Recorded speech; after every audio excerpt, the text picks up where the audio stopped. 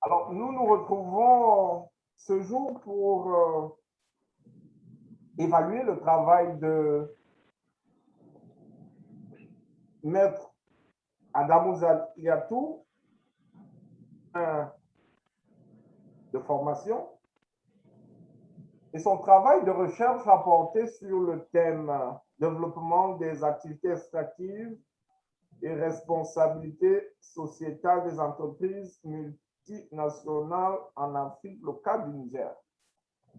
Alors, je voudrais rapidement dire deux mots de Madame Adamou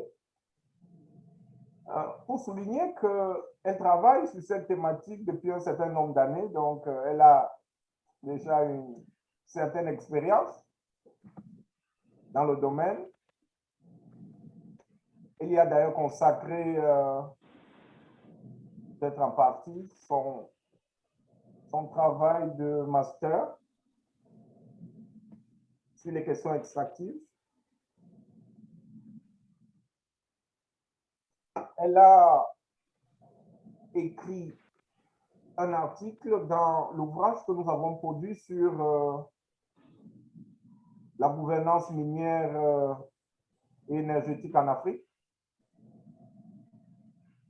Et donc, on a en face quand même de quelqu'un qui côtoie la discipline depuis un certain temps. Donc, ce sera un plaisir pour nous de l'écouter et de discuter de cette thématique avec la candidate. Alors, nous allons passer la parole à la candidate pendant une vingtaine de minutes pour nous présenter sa recherche. Ensuite, le rapporteur, le professeur Serge Frédéric, prendra la parole aussi pour nous présenter son rapport et il aura aussi une vingtaine de minutes pour discuter avec la candidate. Et par la suite, on pourrait aussi continuer la discussion. Et le tout devrait être bouclé en 1 heure maximum. Alors, sur ce, Adam, on va te donner la parole pour présenter le résultat de ta recherche. Merci, professeur. Bonsoir à tous. Enfin, je me permets de dire bonsoir parce que nous sommes déjà le soir au Niger. Voilà.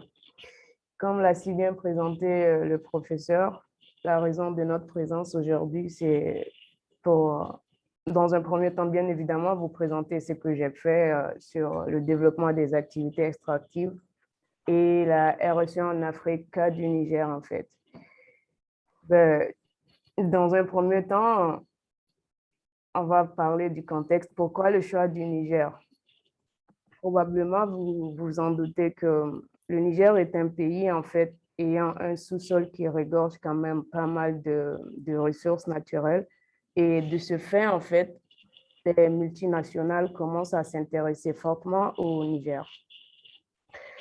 Du coup, excusez-moi, la raison qui nous a poussé, en fait, nous, présentement, à évoquer ce thème, c'est que nous nous sommes rendus compte que le Niger, en fait, exploite l'uranium pendant plus de 50 ans pratiquement et le pétrole, bien qu'assez récent quand même, a fait plus d'une décennie également.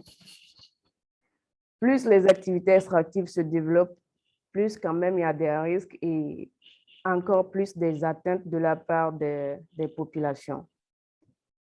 Le volet RSE, en fait, de ce sujet, est principalement axé sur les 2 grandes filiales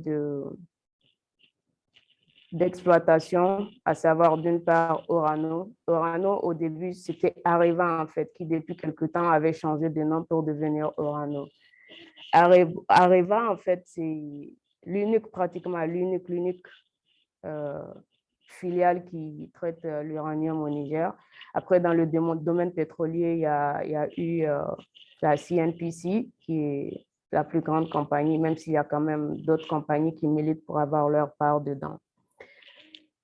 Le Niger, en fait, en se lançant dans le processus de l'exploitation des ressources naturelles, visait un développement quand même inclusif. C'est-à-dire qu'il était attendu de l'exploitation des ressources naturelles de contribuer, en fait, d'une certaine manière au développement économique et social. Or, à ce stade, en fait, il s'avère que les atteintes sont vraiment plus énormes que la réalité, étant donné que ce n'est pas osé de dire que l'exploitation de l'uranium et du pétrole au Niger, en fait, jusqu'à ce jour, franchement, ne répond pas aux atteintes. Partant de cela, en fait, il y avait eu quand même pas mal de vagues de dénonciation des pratiques, en fait, irresponsables de la part de ces multinationales. Et les gens ont commencé à s'intéresser fortement. Du coup, d'un point de vue juridique, je me suis dit, ben voilà, pourquoi ne pas joindre l'utile à l'agréable? Parce que depuis qu'il y a l'exploitation de l'uranium au Niger, en fait, il n'y a pratiquement pas d'études doctrinales en fait sur la question.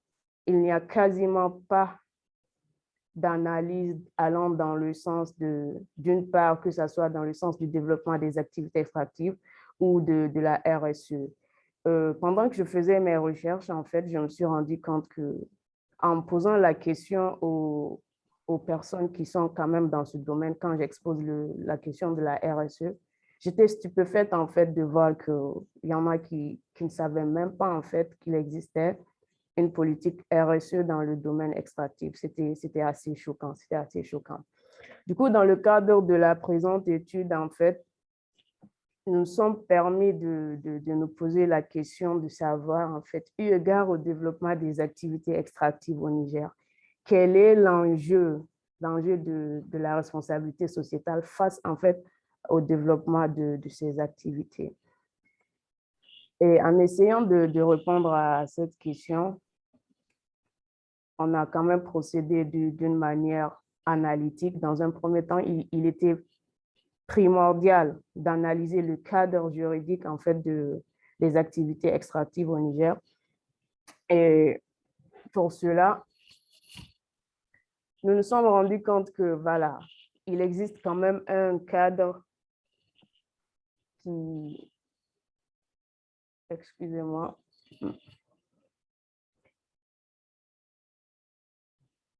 voilà, il existe au Niger en fait une législation assez fournie sur l'exploitation des ressources naturelles. Par contre,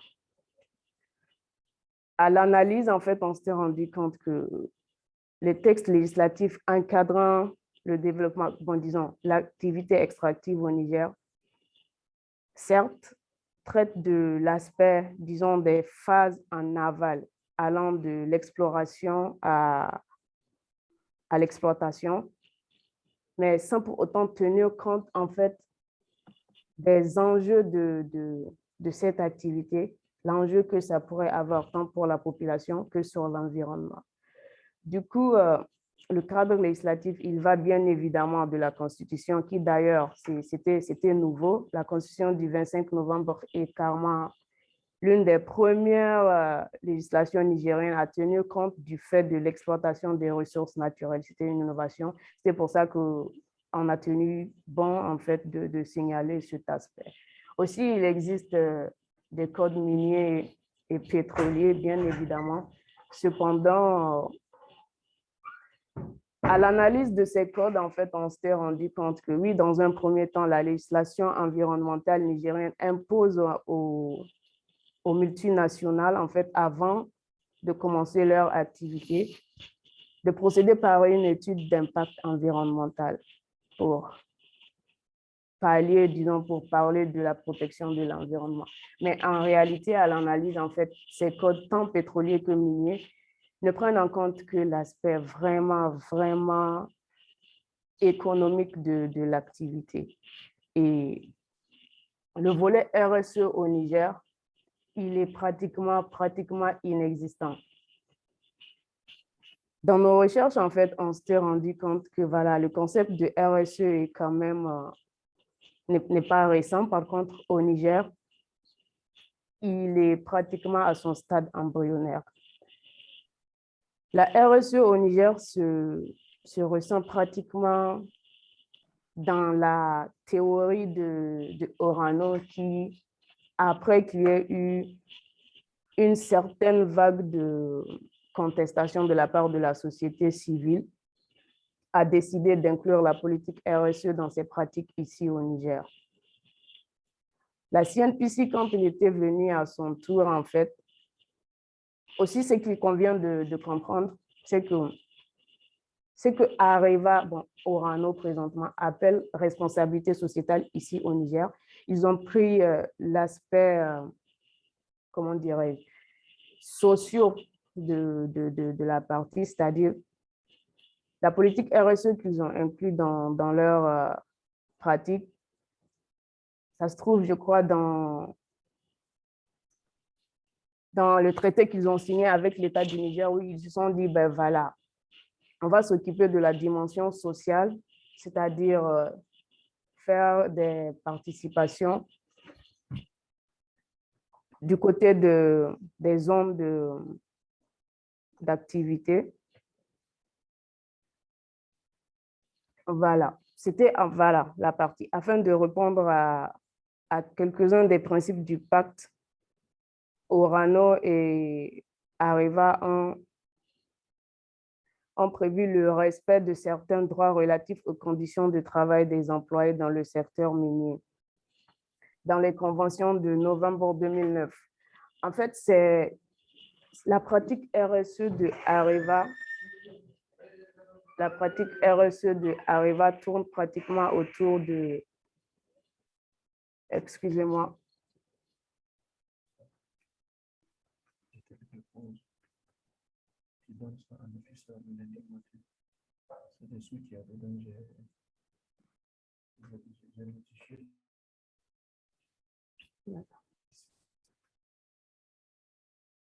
Ici, excusez-moi, j'occupe un bureau qui n'est pas le mien, donc le propriétaire du bureau m'a interrompu. Je suis vraiment désolée pour ça. Voilà, on était au niveau de la pratique RSE de Orano et Areva. Ce qu'il convient de noter, c'est qu'au Niger, en fait, n'ayant pas une législation axée pratiquement sur la RSE, ces multinationales ont décidé de manière typiquement volontaire d'inclure la RSE dans leurs pratiques. Et ce côté volontaire, en fait qu'il n'y a pas pratiquement un contrôle sur la manière dont est prise en compte la RSE. Et ce faisant, les domaines d'intervention sociale de ces multinationales sont quand même assez limités, d'où le nombre de limites en fait qu'il y a dans la pratique RSE. Les conséquences de l'exploitation en fait massive des ressources naturelles ont conduit l'opinion publique et des acteurs de la société civile à s'interroger sur la manière de concilier activité extractive et développement socio-économique environnemental. Par contre, au Niger, c'est comme je le disais, l'implémentation de la RSE est quasi inexistante. Il y a eu pas mal d'initiatives qui témoignent d'une politique de RSE et ça partait en fait du respect de quelques conditions de vie qui, plus loin, nous allons le voir, relèvent carrément de l'utopie pratiquement parce que, sincèrement, l'exploitation minière au Niger ne répond pas du tout à la pratique RSE. D'où les limites de cette pratique RSE. Il est vrai que Orano et Areva ont essayé d'internaliser les pratiques de RSE dans leur politique. Cependant, ils n'arrivent pas à concilier leur activité et les exigences en matière de RSE. La politique de RSE présente des limites d'un point de vue tant légal, comme nous l'avons dit, en fait. Au Niger, la loi n'impose pas la pratique RSE aux multinationales. Il semble qu'il y ait un certain degré de laisser aller de la part de l'État parce qu'ils se sont plus axés sur la dimension économique de la pratique plutôt que de tenir compte de ce que ça pourrait réellement apporter à la population. Parce que voulant répondre au développement économique, le volet RSE devait être en fait un point poignant, devait permettre à l'État en fait d'amorcer, ne serait-ce qu'un peu le développement de la RSE. Cependant, force est malheureusement de constater que la pratique RSE au Niger est vraiment assez embryonnaire. À la lumière des analyses que nous avons eu à faire, nous nous sommes dit que, ben voilà, il est vrai qu'il existe quand même une pratique RSE, mais cette pratique étant purement volontaire, il serait bien de faire certaines propositions qui me semblent d'ailleurs plus importantes que le sujet en question pour permettre une pratique plus inclusive et efficace de la RSE au Niger.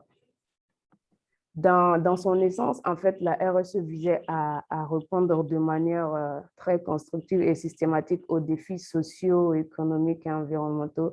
Autrement dit, la RSE visait à répondre aux exigences en matière de développement durable.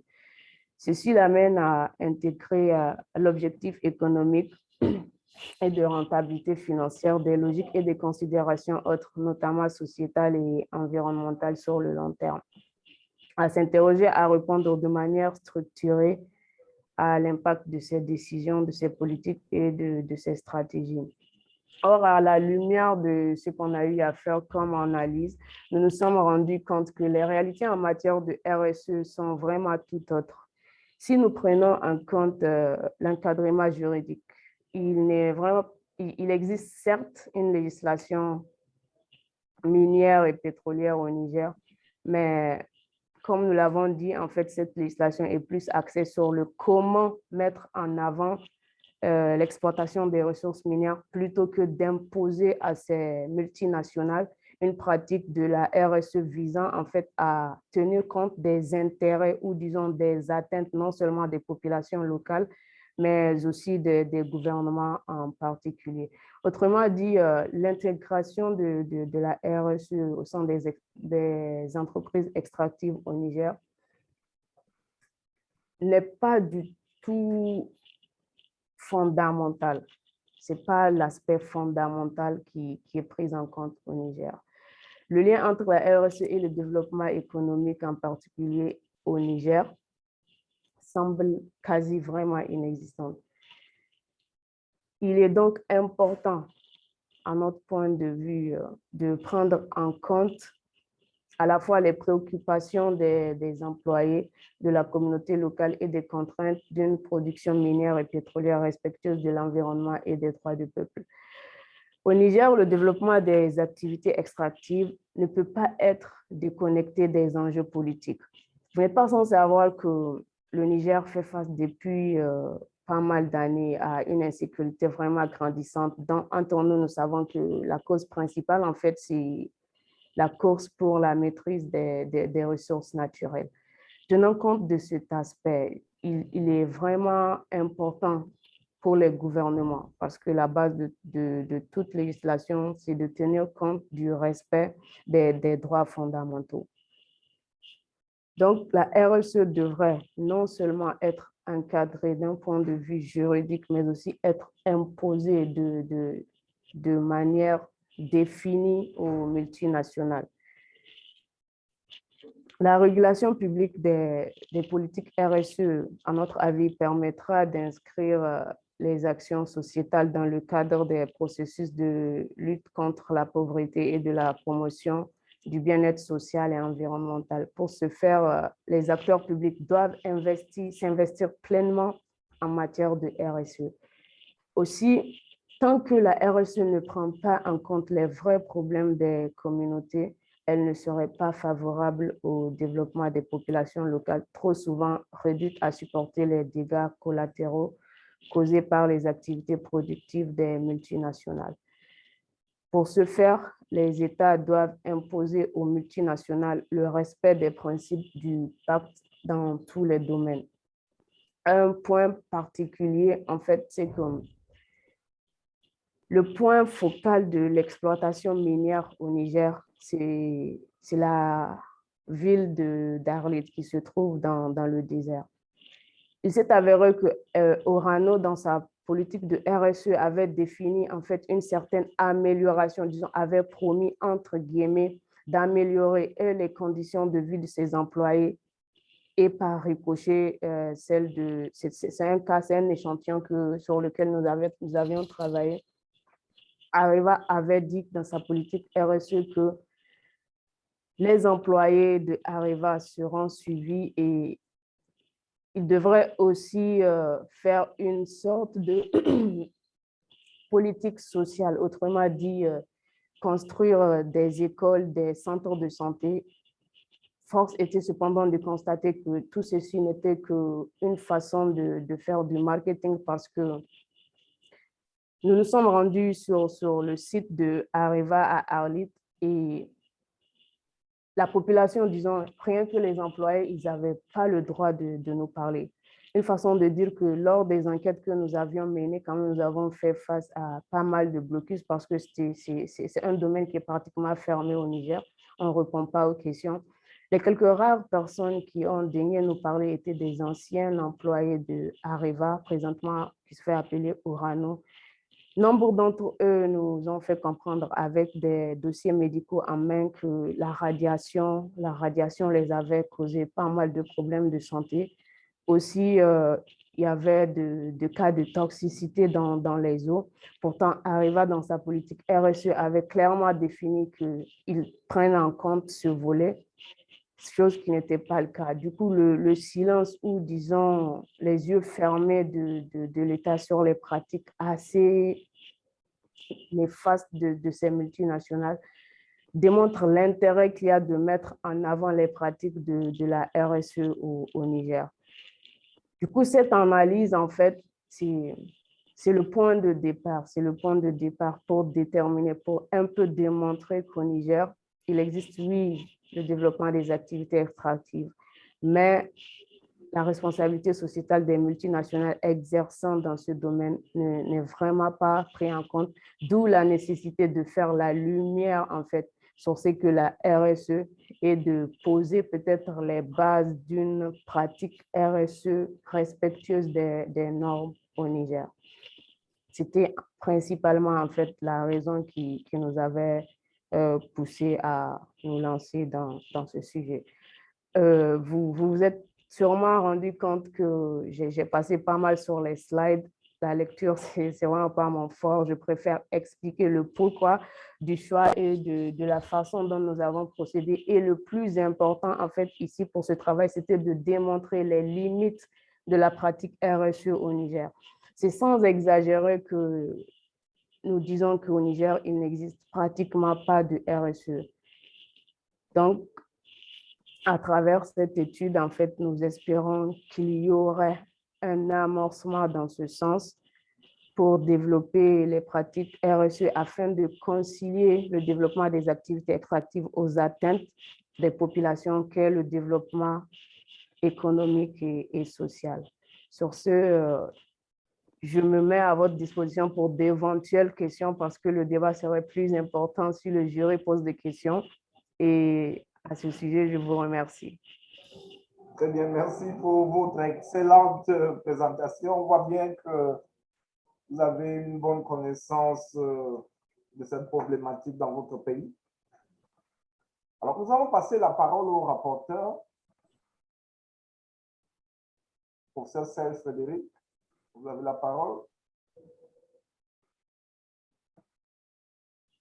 Oui, merci de me passer la parole pour discuter avec la candidate sur son sujet. J'aimerais d'emblée remercier une fois de plus l'Institut québécois des affaires internationales pour mon appel, pour mon association à ce travail intellectuel qui permet, comme par le passé, d'évaluer la qualité du travail présenté par les candidats au certificat, mais aussi de certifier la qualité du travail de recherche effectué. Madame, Oui, le maître Adamo oui, professeur. Amani Zialatou, Vous allez à qui tout. vient de présenter son projet professionnel pour l'obtention du diplôme de certificat en droit minier et des hydrocarbures en Afrique sur le sujet intitulé Développement des activités extractives et responsabilité sociétale des entreprises multinationales en Afrique. Le cas du Niger vient de nous présenter un travail sur 29 pages comportant un sommaire, une introduction, deux parties, une conclusion et une bibliographie indicative.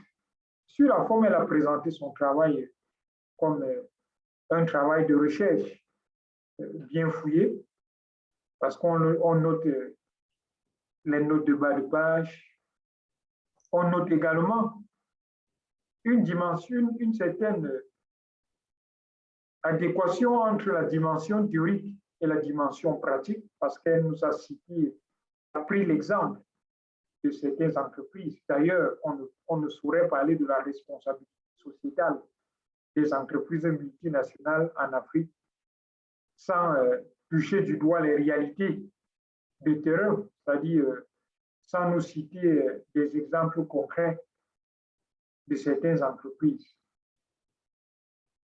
Donc, sur la forme, je peux dire qu'elle a dû respecter certaines règles scientifiques régulièrement exigées dans la présentation d'un travail, même s'il est vrai que c'est un projet professionnel, parce que à la lecture de l'introduction, nous avons retrouvé des éléments déterminants d'une introduction d'un travail scientifique, même s'il y a quelques éléments manquants, comme l'absence des définitions clés, des termes clés du sujet à l'introduction.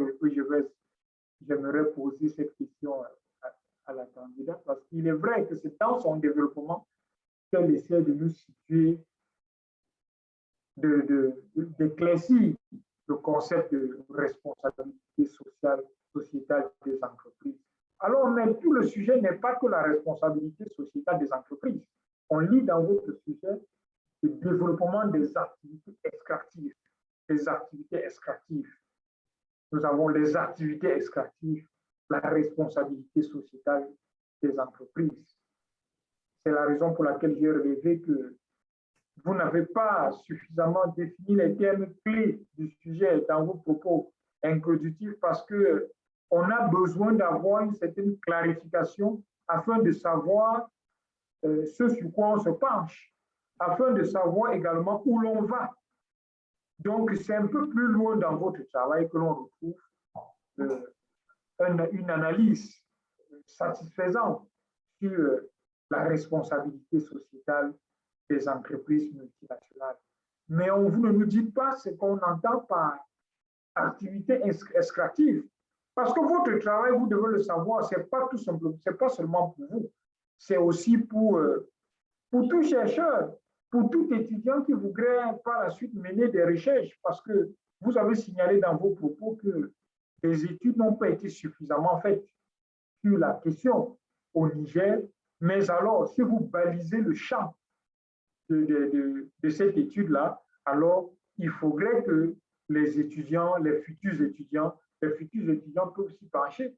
Alors il serait intéressant pour les futurs étudiants de savoir ce qu'on entend par l'extraction, ce qu'on entend par qu'est-ce qu'une activité extractive. Alors, il est toujours important de situer le sujet, de clarifier afin de nous permettre de savoir où l'on va, qu'est-ce qu'on recherche. Alors, maintenant, j'aimerais vous poser, j'ai juste deux questions à vous poser. Ces différentes questions vont nous orienter dans la suite des débats. Alors, certes, vous l'avez dit dans votre travail, même dans votre présentation, mais permettez-moi encore de revenir avec cette question qui est celle de savoir que recouvre la responsabilité sociétale des entreprises que recouvre la RSE pour vous, non seulement praticienne, mais aussi chercheur, que recouvre le concept de responsabilité sociétale des entreprises? Quelle est la première question? Alors, je vais poser la deuxième question. Vous allez répondre à l'une selon votre disponibilité intellectuelle. Vous allez répondre à l'une ou à la première ou à la seconde question. La seconde question est la suivante. La responsabilité sociétale des entreprises au Niger, un mythe ou une réalité? Est-ce un mythe? Est-ce une réalité?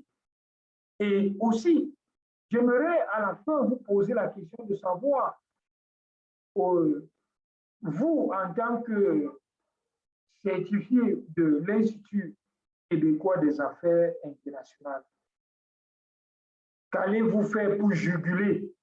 Vous avez fait certes des propositions, mais vous, en tant que praticien, vous nous présentez un projet professionnel.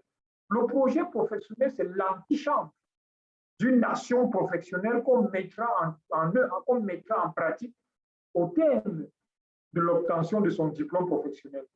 Est-ce qu'il suffit pour vous de dire qu'il faut adopter un certain nombre de mesures? Qu'est-ce que vous, professionnels, qu'est-ce que vous qui nous présentez un projet professionnel allez réaliser de manière concrète? Autrement dit, quel est votre business plan si on se retrouvait en affaires? Quel est votre business plan pour nous réaliser ce qui ne sera plus un projet professionnel, mais ce qui sera une affaire, ce qui sera une nation pour juguler les faiblesses et les insuffisances relevées tout au long de votre recherche? Madame Maître Adamou Amani, vous avez la question, je vous remets la parole pour lancer la discussion. Merci, professeur.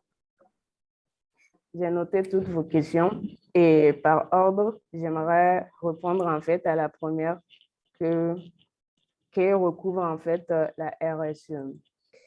Vous savez, la RSE, en fait, dans son essence, c'est un concept quand même qui remonte à très, très longtemps. Et plusieurs définitions ont été faites de la RSE, ce qui nous permet de qualifier la RSE en fait comme étant une notion vraiment polysémique. Parce que la définition de la RSE part des acteurs tant européens qu'américains. Cependant, à notre entendement et dans le sens de la définition qu'elle en est faite pour nous, la définition qui cadre le plus avec notre compréhension et surtout le sens dans lequel va notre sujet, c'est en fait celle de la norme ISO 26000, pour qui la responsabilité sociétale en fait correspond à la prise en compte par les multinationales de l'impact de leurs décisions et actions, non seulement sur l'environnement, sur la société, mais aussi d'un point de vue éthique. En fait, cette responsabilité sociétale doit tenir compte de certaines valeurs permettant une pratique plus responsable des activités. Vous savez aussi, en fait, elle s'inscrit dans une approche tridimensionnelle que l'économique, le social, l'environnemental. La RSE, dans son essence, en fait, devrait fournir une réponse collective aux problèmes de coordination entre l'économie et la société de réglementation. Le concept de la RSE, en fait, pour résumer le terme, c'est juste une pratique plus responsable des activités, que ce soit tant dans le domaine extractif ou dans le domaine du business. C'est la façon, en fait, pour les multinationales de tenir compte d'une dimension, mais purement morale de leur pratique d'activité. C'est ce que recouvre en fait la notion de RSE. Et s'agissant de votre seconde question, la RSE au Niger, est-ce un mythe ou une réalité? Un mythe, je pense qu'à mon avis, dire que la RSE au Niger est un mythe relèverait vraiment, ce serait osé, le terme est vraiment osé, parce qu'un mythe serait de dire que ça n'existe pratiquement pas. À mon entendement, certes, la RSE au Niger n'est pas une réalité, mais ça ne relève pas d'un mythe dans la mesure où les multinationales, d'un point de vue purement théorique, en fait, ils ont tenu compte de la politique de RSE pour répondre aux exigences internationales en matière de développement d'activités extractives. Cependant, dans la pratique et d'un point de vue concret, étant donné l'inexistence de résultats de la pratique RSE au Niger, nous pouvons dire d'un point de vue pratique, oui, c'est un mythe, mais d'un point de vue théorique, étant donné qu'il y a des traces en fait de la RSE, ce sera assez osé de dire que c'est un mythe. Et la troisième question, réaliser comment en fait, si j'ai un business plan en tant que professionnel, quel serait le point de départ pour rendre, en parenthèse, l'utile à l'agréable, c'est-à-dire passer de la théorie à la pratique, ce que je peux faire. Mais permettez-moi de vous apprendre que, monsieur le professeur, en fait, qu'à ce niveau, tant bien que mal, j'ai essayé, et parfois le professeur Robinson peut en certifier, j'ai approché les instituts qui sont dans le domaine pétrolier au Niger avec une proposition pratique de revoir à la base la législation sur l'exploitation minière. Et récemment, quand je me suis lancée en fait dans les recherches sur cette question, j'ai approché également le ministère des Mines. Je dis, voilà, je me suis présentée, je dis, je suis tant et j'essaie de me spécialiser dans le domaine. Et à la lumière de ce que j'ai eu à faire comme analyse, je me suis rendu compte des lacunes en fait des dispositions législatives déjà existantes et j'ai proposé qu'il y ait une révision des textes allant dans le sens de la modernité. Qu'est-ce que j'appelle dans le sens de la modernité? J'avais proposé en fait qu'il y ait dans la législation tant minière que pétrolière des clauses incitant non seulement les multinationales, mais l'État aussi à observer un certain nombre de points allant dans le respect de l'environnement et aussi qui allaient permettre une pratique vraiment responsable de ces activités extractives. Pour faire court, en fait, mon business plan à ce niveau serait, à mon niveau, en fait, le premier point qu'il y a à faire au Niger pratiquement, eu égard à la quasi-inexistence de contraintes dans le domaine tant minier qu'extractif. Mon business plan serait d'approcher les institutions pour proposer une révision des dispositions déjà existantes dans le domaine.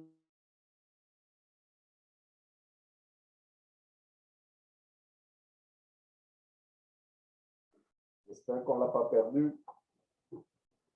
C'est ce que j'espère également. Économique de la pratique des activités qui les intéressent. Même la société civile, c'est assez dommage parce que chacun, en fait, milite pour partager la rente, alors qu'à la base, pour qu'il y ait un revenu, il faut quand même qu'il y ait des textes incitants qui poussent à donner des résultats. Quand j'ai approché les groupes de la société civile, ils m'ont dit qu'à leur niveau, l'aspect juridique, en fait, des pratiques extractives ne les regarde pas et qu'ils ne peuvent rien faire à ce niveau. C'est assez triste, Donc, au Niger, moi, je pense que le plus gros travail à faire, en fait, c'est de vraiment mettre en avant une législation purement, en fait,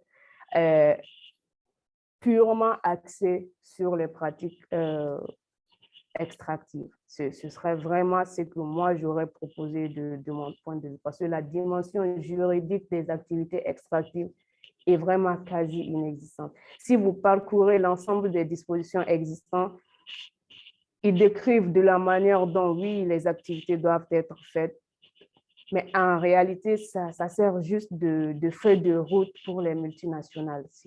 Ça est là, mais ça ne prend pas en compte les volets vraiment persistants et importants du développement pour le rendre bénéfique et à la population et bien évidemment au gouvernement. Donc, si je pouvais apporter, je dis bien si je pouvais parce que c'est un domaine qui est extrêmement fermé et on ne se fait pas écouter du tout. si je pouvais vraiment apporter ma contribution, ce serait moi, dans un premier temps, de revoir la législation existante en matière minière et pétrolière au Niger, afin de rendre cette législation conforme aux exigences tant internationales que nationales. Parce qu'il ne sert à rien de faire du copier-coller d'une législation sans tenir compte des réalités qui existent, les réalités vraiment locales. Le Niger n'est pas un pays à comparer à la Côte d'Ivoire d'un point de vue développement ou économique. Et c'est pour ça que, à mon niveau, procéder par une harmonisation de la législation serait un peu osé parce que les réalités nigériennes, c'est-à-dire les atteintes du peuple nigérien, diffèrent pratiquement de celles de la sous-région. Donc, il faudrait tenir compte des réalités de chez nous pour pouvoir rendre l'activité extractive bénéfique pour vraiment le Niger. Merci beaucoup. OK. Oui, merci pour ces explications. Mais je pense qu'il y a un problème de méthode d'approche D'accord. dans votre processus, dans votre processus de, de, de, de réforme du système. Parce que moi, je pense que dans votre plan d'action, dans votre business plan, on peut l'appeler ainsi, il aurait été utile de mener d'abord une étude qui met en relief les faiblesses de la législation. Parce que si vous n'avez pas une étude qui met en relief les insuffisances de la législation existante, il serait difficile de convaincre ces autorités politiques, ces autorités même parlementaires de réformer la législation existante. Moi, je pense que votre travail est un premier pas. Ce travail est un premier pas qui pourrait vous amener à davantage proposer aux législateurs une étude qui met en relief les insuffisances de la législation existante. Alors, avec donc une étude, un rapport d'étude qui met en relief les insuffisances de la législation existante, vous aurez donc matière à discussion et vous allez alors en ce moment développer une expertise qui permettrait certainement à ces décideurs, aux législateurs de vous associer même dans le processus de réforme en vue de l'adoption des tests plus sérieux, plus convaincants et qui prennent en compte les spécificités propres à votre pays. Mais vous avez dit également lors de votre définition du concept de RSE que le concept de RSE recouvrait aussi les droits de l'homme. Alors, est-ce que ces entreprises nationales, est-ce que ces multinationales, s'il vous plaît, respectent les droits de l'homme? C'est ma dernière question. Merci beaucoup, professeur. Déjà, permettez-moi d'intervenir sur votre première observation qui est en fait que nous aurions dû commencer par une étude mettant en relief l'insuffisance du cadre légal. C'est fait. Je ne sais pas si vous avez écouté le professeur, en fait, j'ai écrit un article dans ce sens et l'intitulé de l'article, c'est même la législation nigérienne en matière de développement d'activités extractives. Et dans cet article, en fait, nous avons démontré que certes, oui, il existe une législation en la matière, mais force est de constater qu'en fait, c'est une législation vraiment caduque, si on peut se permettre du terme.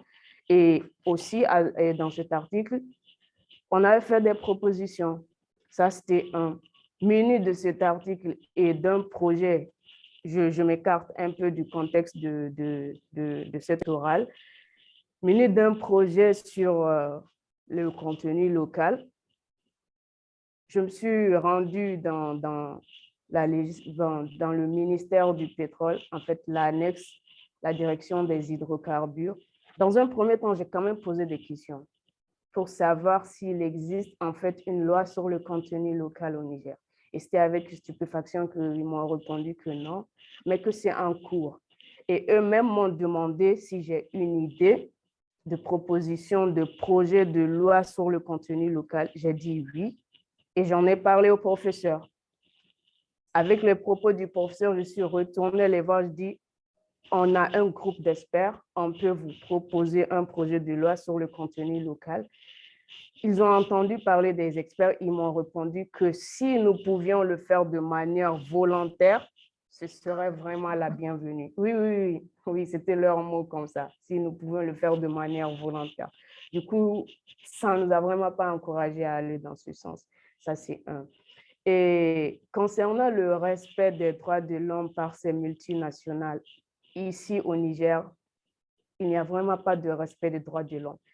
Et qu'est-ce qui les encourage dans ce terme? En fait, la population du Niger est une population qui n'est vraiment pas informée non seulement sur ses droits de manière générale, mais aussi les droits du peuple en matière de ressources naturelles.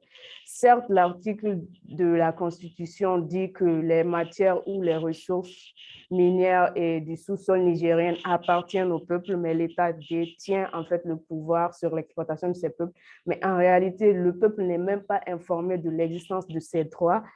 C'est en fait en profitant de cette ignorance du peuple que ces multinationales exercent leur activité. Étant donné qu'il n'y a point de revendication, on ne peut pas parler de respect. C'est dans la mesure où les gens se soulèvent et militent pour le respect de leurs droits qu'on peut parler du respect. Mais c'est un domaine qui est silencieux. Sincèrement, il n'y a pas de respect des droits de l'homme ni des peuples ici. Parce que je vous donne concrètement l'exemple de la région d'Arlit, où Orano, en fait, extrait et traite le pétrole. Quand les employés, ça commence par les employés, décident en fait d'aller en grève, qui est un des droits quand même reconnus à tout employé, on les menace de carrément les licencier. À ce niveau, vous voyez qu'il n'y a pratiquement pas de respect. Et le syndicat devant en fait, les protéger et de tout ça, le syndicat est représenté par des employés qui sont venus de l'extérieur. Du coup, on les dissuade de pratiquement pas faire de grève. Quand la population essaie de dénoncer, par exemple, le décret de toxicité des eaux parce que les nappes phréatiques sont contaminées par les produits chimiques qu'utilise en fait Areva dans la production de l'uranium, personne ne les écoute. Personne ne les écoute. Pour vous dire à ce niveau que le respect des droits de l'homme dans le peu de domaines, il est vraiment inexistant. Il n'y a pas de respect des droits de l'homme. Voilà, merci bien. Très bien. Est-ce que le professeur avait encore autre chose là? Moi, je pense que j'ai épuisé mes différentes questions et je peux remettre la parole pour la suite en félicitant déjà la candidate pour les précisions et la clarté dans ses réponses. Merci bien. Effectivement, on est très satisfait de cet échange, tel que mené de main de maître par le professeur Frédéric, et puis les très bonnes réponses, la démonstration aussi qu'a faite la candidate. Alors, j'aimerais vous poser quand même une petite question, une toute petite. Pour comprendre, mais déjà, la discussion a révélé qu'on est en présence d'une pionnière. On voit que vous êtes pionnière au plan juridique, s'agissant de la société civile, sur ces questions. Ce qui signifie que, à vous entendre, au regard des démarches que vous avez entreprises, les échanges que vous avez eus avec différents segments de votre administration, on comprend que au niveau de la société civile, vous êtes, si je ne m'abuse, tout au moins au niveau juridique, vous devrez prendre les règles. C'est ce que je vois là. Ça, c'est d'un. Alors, j'aimerais juste poser une petite question. À votre avis, pourquoi l'État, le gouvernement, ignore la RSE? Pourquoi?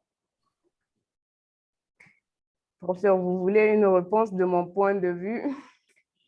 Et c'est ce qu'il faut comprendre.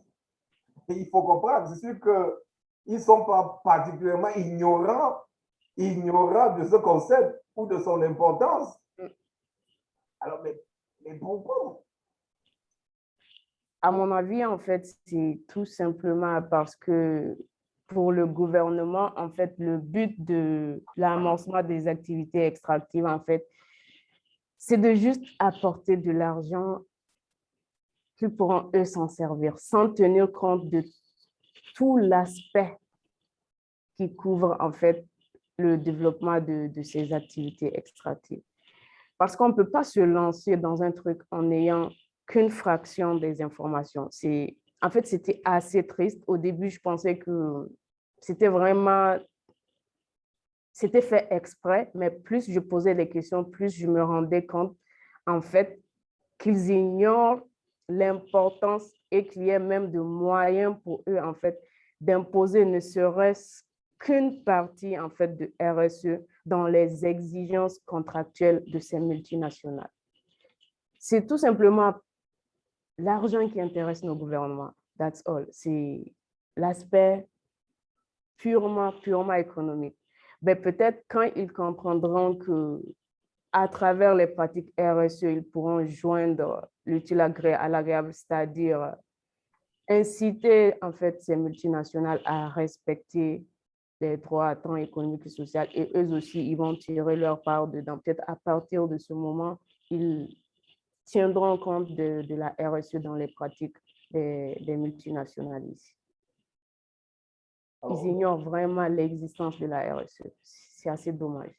Oui, donc on voit un gouvernement qui n'est pas aveugle, il n'est certainement pas aveugle du tout, qui connaît, mais qui décide de fermer les yeux là-dessus. Exactement. De l'autre côté, on n'a pas beaucoup parlé de ça, le cadre international. On voit qu'au niveau national, il n'y a rien ou presque rien sur la RSE, parce que le gouvernement n'en veut pas. Il ne veut peut-être pas embarrasser ses partenaires économiques à cause des contraintes de RSE. Mais de l'autre côté, il y a le cadre international. Le cadre international, alors, vous avez souligné dans vos propos que la pratique RSE d'Areva Orano était purement volontaire. Mais on sait que les multinationales ne sont pas généreuses. Elles ne sont pas philanthropes.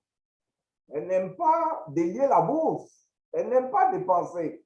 Elles ne veulent pas participer au développement. Ce sont des contraintes, notamment financières, parce que ça vient gruger leur profit. Elles veulent essentiellement faire du profit et rapatrier les profits à l'étranger.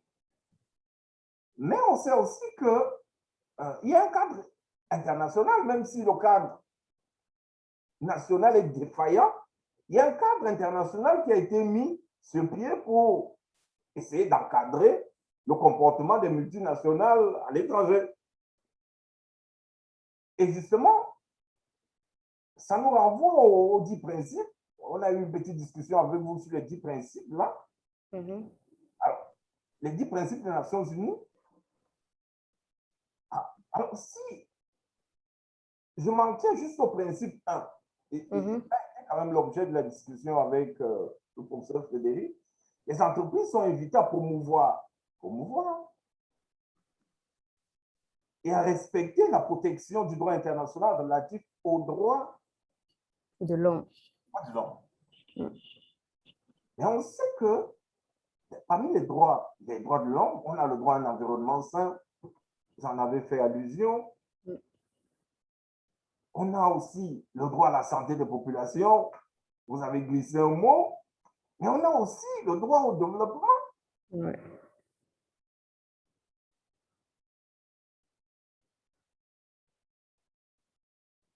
Alors, au regard de vos explications, on voit bien que Areva Orano est en retrait par rapport à ses engagements internationaux.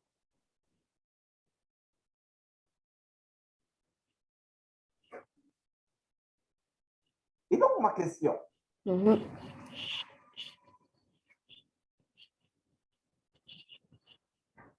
quelles seraient vos recommandations pour faire évoluer les pratiques d'Areva Orano vers plus de conformité au cadre international qui gouverne les questions de RSE dans le domaine statique? Notre recommandation à ce niveau, parce que là, c'est carrément la dimension internationale que vous évoquez. Si dans un premier temps, le pays hôte que le Niger, en fait, ferme les yeux sur l'inexistence de ces pratiques par Orano, je pense que la meilleure façon, en fait, d'interpeller la communauté internationale à ce sujet serait peut-être en collaboration avec la société civile qui utilise quand même pas mal de moyens pour se faire entendre. C'était peut-être en collaboration avec la société civile d'essayer de dénoncer les pratiques de Areva tout en mettant en avant l'irrespect par Areva de ces principes de l'ONU. Peut-être à travers ce niveau, mais il faudrait comprendre aussi que Areva est un groupe assez puissant et à chaque fois que la société civile ou des groupes essaient de dénoncer leurs pratiques, en fait, ils reviennent en arrière pour essayer de rectifier le tir. C'est pour ça, dans la présente étude, en fait, nous avons évoqué le terme greenwashing, parce qu'on s'était rendu compte que la pratique de la RSE de Areva ressemble plus à du greenwashing qu'au respect purement, en fait, des pratiques. S'attaquer à un groupe comme Areva, oui, on peut faire des vagues, essayer de se faire entendre. Mais en réalité, qui peut vraiment les sanctionner? C'est la question. Qui peut les inciter s'ils arrivent toujours à contourner les bâtons qu'on les mette dans les roues? C'est assez complexe. Oui, moi je pense que, si vous me permettez, je pense que parler de la complexité, ce serait un peu comme une fuite en avant, puisqu'en matière sur le terrain des droits de l'homme, nous savons quand même que le Niger est parti à la Charte africaine des droits de l'homme et des peuples. Oui, oui. Et que le Niger peut être actuel devant la Commission africaine des droits de l'homme et des peuples pour manquement à cette obligation de protection. Oui. Et par conséquent, toute organisation de la société civile africaine qui bénéficie d'un statut d'observateur auprès de la Commission africaine des droits de l'homme peut saisir la Commission africaine des droits de l'homme pour engager de la responsabilité du Niger de n'avoir pas pris des mesures de protection, des mesures à l'encontre de cette entreprise qui viole les droits de l'homme sur son territoire. Donc je pense qu'il est important, dans ce contexte, on peut mobiliser au-delà de la société civile nigérienne du Niger, la société civile africaine et même le réseau des organisations de la société civile africaine bénéficiaires dotés d'un statut d'observateur auprès de la Commission africaine des droits de l'homme et des peuples. Donc moi, je ne pense pas que la société civile est limitée dans ses capacités d'action, peut-être au niveau national, mais on peut aller plus loin. Il y a au niveau de la Commission africaine des droits de l'homme le mécanisme les mécanismes spéciaux. Il y a des rapporteurs spéciaux en charge de la question des questions environnementales qui peuvent être saisis. On peut aller au-delà du Niger, mais engager des actions au niveau continental pour faire plier une telle entreprise qui viole, dont les activités concourent à la violation massive, je peux appeler ça une violation massive des droits de l'homme. Donc c'est ce que moi je pense à mon niveau. Très bien. OK. Allez-y. Vous voulez réagir? Oui, en fait, j'allais intervenir à ce niveau. Vous savez, professeur, en fait, c'est pas que la société civile n'a pas un certain poids. Le problème de la société civile, c'est qu'elle se laisse facilement influencer et corrompre. Si la société civile décide aujourd'hui, je prends vraiment le cas du Niger, c'est un cas concret. C'est pour ça, en fait, les gens ont même cessé de se fier à la société civile parce qu'on s'est rendu compte que les pratiques corruptives atteignent même la société civile. C'est des gens qui, en avant, ils prétendent militer pour une cause, mais qui, en réalité, ne partent pas au bout. On se demande pourquoi, c'est après qu'on s'est rendu compte que ces multinationales ont des pratiques corruptive pour endormir un peu en fait la conscience de ces multinationales. C'est pour ça que je dis au Niger, qui pourra franchement porter le flambeau pour aller devant la Commission africaine et dénoncer les pratiques de ces multinationales, comme par exemple Areva. C'est pas qu'elle a conscience de la société civile, elle a conscience de son poids, elle sait qu'elle peut le faire, mais étant donné que la corruption a engrainé tout, ils veulent prendre l'initiative, mais ça ne va pas au bout, en fait. C'est ça le plus gros problème. Oui, mais à travers votre étude, vous venez là, comme on peut le dire dans le jargon courant, vous venez là de nous vendre une préoccupation importante parce qu'au-delà de la société civile nigérienne, d'autres organisations de la société civile africaine peuvent agresser cette problématique. Donc, vous comprenez que d'autres organisations peuvent agresser cette problématique pour juguler ce problème de corruption. Si les organisations de la société civile nigérienne sont corrompues et ne sont pas capables de porter ce problème, d'autres organisations de la société civile africaine peuvent porter cette préoccupation. Même des organisations de la société civile intervenant sur le plan international peuvent porter cette préoccupation. Donc, c'est la raison pour laquelle je peux dire que votre travail est vraiment salutaire parce que ça permet d'avoir des informations qu'on ne pouvait pas avoir si vous n'étiez pas passé par l'Institut québécois des affaires internationales pour nous faire part, pour nous présenter un travail sur la dimension théorique et pratique. Donc, merci de l'info. Merci pour cette information et, je vous en prie, je vous en prie. cet échange. D'accord. Ben, je crois qu'à ce stade, on a épuisé la discussion. On avait 1 heure et je crois qu'on a largement discuté. On est satisfait en l'état des choses. Alors, je vais donner la parole au professeur Serge Frédéric pour nous dire, alors si de son point de vue, ce travail est validé, s'il le valide. Merci une fois de plus de me donner la parole. Je dirais qu'après avoir lu ce travail, après avoir parcouru sur tous ces angles, tant sur le plan scientifique et en tenant compte de sa dimension professionnelle, je valide avec satisfaction.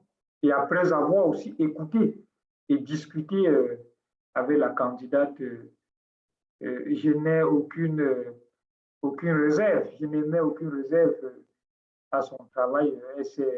Elle a présenté son travail tant sur le plan scientifique que professionnel. Elle vient de nous présenter une bonne plaidoirie.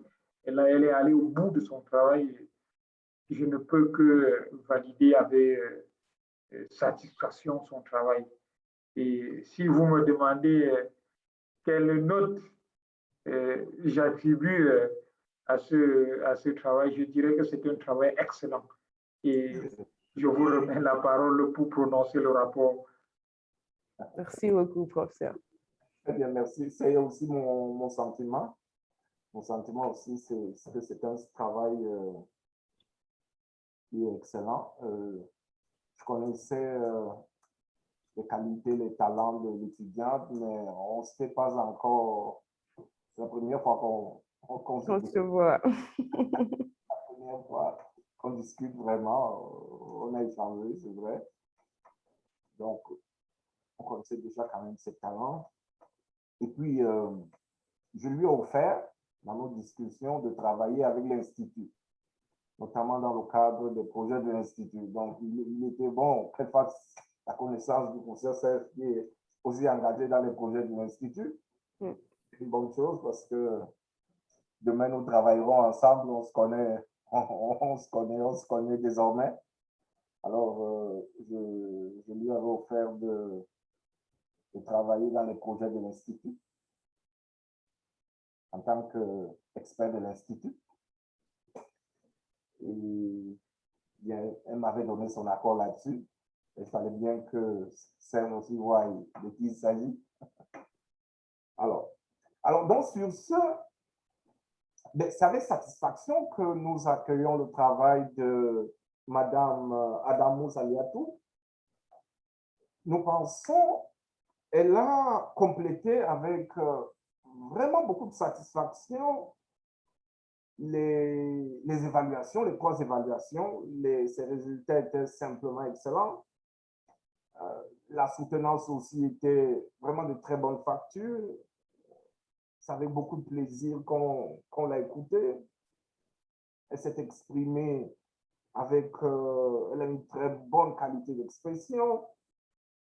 Ses explications sont vraiment très pertinentes. La qualité de sa réflexion. Bref, on est très content de l'approche pédagogique dont elle a fait montre tout au long de cet échange. On est parfaitement satisfait autant du travail écrit qu'elle a présenté que des échanges avec le rapporteur et le jury. Donc, sur ce, effectivement, nous avons le plaisir et le bonheur de la déclarer certifiée et avec mention excellente. Alors, Maître Amani, on vous remercie. Merci à vous, professeur. Merci. C'est un plaisir de vous compter dans cette promotion. Merci beaucoup. C'est vraiment un honneur. Je vous remercie. Merci. Merci. Alors, sur ce, bonsoir à tout le monde et au plaisir de se retrouver dans nos échanges au quotidien. Merci beaucoup. Salut à tous. Salut. Bonne suite, professeur. Salut. Ok. Au revoir à tous. Bye. Au revoir.